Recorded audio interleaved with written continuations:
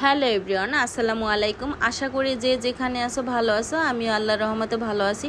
তো এখানে আজকে যা যা রান্না করব সব কিছুই তোমাদের সাথে শেয়ার করা হবে।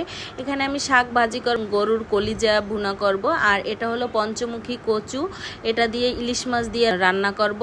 তো এরপরে আমি সব কিছু গুছিয়ে নেব, কাটাকাটি করে পেঁয়াজ রসুন এগুলো সব কিছু কেটে নেব। এখন আমি গরুর কলিজাটা আগে বসাই দিছি কাটাকাটির পরে। এখানে গরুর কলিজাটা কিন্তু আগে থেকেই সেদ্ধ করে কেটে নিয়েছি। গরুর কলিজার ভিতরে একটা রক্ত থাকে, এর জন্য সেদ্ধ করে নিয়েছি। তারপরে আমি সব ধরনের মশলা দিয়েছি।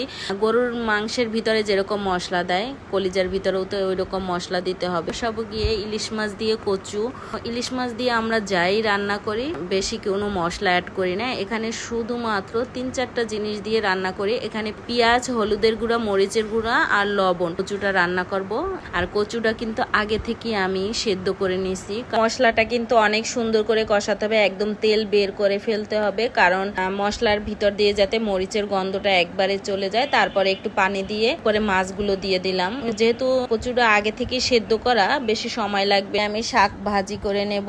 শাকটা বড় বড় করে কেটে নিয়েছি, আর শাকের উপরে শুধু কাঁচামরিচ, একটু পেঁয়াজ কুচি আর লবণ দিয়ে দিয়েছি। পরে এই যে দেখেন শাকটা একেবারে কমে অল্প একটু হয়ে গেছে। মরিচ ভাজবো, কারণ শাক খেতে হলে অবশ্যই শুকনো মরিচের প্রয়োজন। কার কার প্রয়োজন আমি জানি না, আমার প্রয়োজন। যেহেতু বোম্বাই মরিচ নাই, এর জন্য শুকনো মরিচ ভেজে নিছি। আর শাক বাগার দিতে আমি এখানে পেঁয়াজ কুচি আর রসুন কুচি, রসুনটা একটু বেশি দিই। কালারটা কত সুন্দর হয়েছে। ভিডিওটি ভালো লাগলে অবশ্যই লাইক কমেন্ট শেয়ার করবেন। আপনাদের একটা লাইক কমেন্ট শেয়ারে আমাদের মনে ভিডিও বানাতে আরও উৎসাহ জাগে। ভিডিওটি ভালো লাগলে আজ এ পর্যন্তই। ভালো থাকেন, সুস্থ থাকেন, আল্লাহ হাফেজ।